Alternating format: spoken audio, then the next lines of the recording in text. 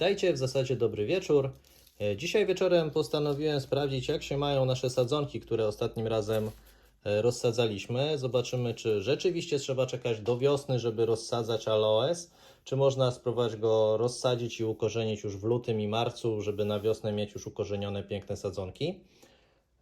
Dla przypomnienia mieliśmy tutaj dwie sadzonki Aloe arborescens, które miały już jakieś korzonki. Zobaczymy, jak to wyjdzie. Tutaj jest sadzonka, która nie miała korzonka, jak będzie można zobaczyć na zdjęciu. Mamy też trzy sadzonki odmiany Delaeti, aloesu ozdobnego.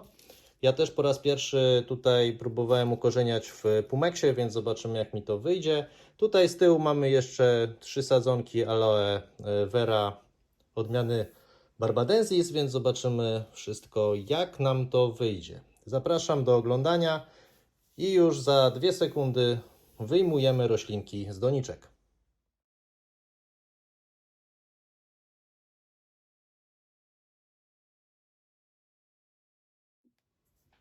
No dobrze, na początek Aloe arborescens. To była sadzonka, która już miała jakieś korzonki. Ja postaram się ten pumex tutaj delikatnie wysypać. Pumex jest wielkości od 0 do 10 mm i od 10 do 16. Ten drobniejszy oczywiście spada na dół. O, fantastycznie to wygląda. Tego się nie spodziewałem, ale te korzonki naprawdę robią wrażenie. Tutaj jest dużo jeszcze tego pumeksu przy tych korzonkach. Ale zobaczcie, ile jest korzonków. Tutaj takie czarne to są chyba stare korzonki, które były. Nie wiem, czy to będzie widać ładnie. Natomiast jest bardzo dużo długich, super korzonków nowych, jasnych. Prawdopodobnie od tego pumeksu jeszcze. Odłóżmy ją tutaj, zobaczymy, niech sobie poleży. Spróbujmy, zobaczmy następną, czy to rzeczywiście nie przypadek. Obie te sadzonki stały, w zasadzie wszystkie trzy stały w temperaturze pokojowej do około 20 stopni. O, tutaj też mamy nowy korzonek. Super.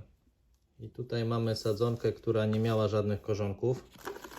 Zobaczmy, co tutaj się zadziało. Staram się to wysypać. O, proszę bardzo. Przypomnę, tutaj nie było nic. Ta sadzonka nie miała żadnych korzonków. W tej chwili ma piękne, długie korzenie. Więc naprawdę jestem pod wrażeniem tego, jak można ukorzenić w pumeksie. Także to był Aloe barbadensis. Jak na razie jest 1 do 0 dla mnie, jeśli chodzi o rozmnażanie zimą. Zobaczymy, co dalej. Kolejne były sadzonki aloesu ozdobnego odmiany Delaeti. Ta jedna sadzonka stała na górze u mnie na poddaszu w temperaturze 12-15 stopni, natomiast te dwie stały w mieszkaniu w temperaturze około 20 stopni.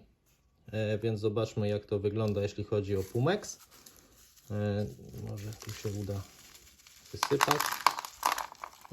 O, wyszło samo. O, tutaj coś widzimy.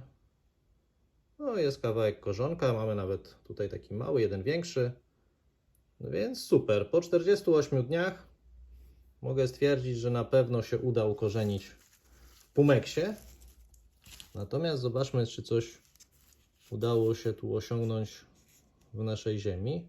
No, tu wychodzi bez problemu. No i proszę bardzo. Tu już Wam pokazuję, proszę bardzo. Też widać, korzonki zaczęły wychodzić już we wszystkie strony. No, fantastycznie. Czyli jednak ukorzeniać można. To była temperatura pokojowa. Tutaj mamy jeszcze tą... O, no i to chyba się wszystko wyjaśniło. To jest sadzonka, która była w temperaturze 12-15 stopni. Jak widać, może jednak za chłodno. Spróbujemy ją wsadzić teraz jeszcze i postawię ją w mieszkaniu. Zobaczymy, co z niej wyjdzie.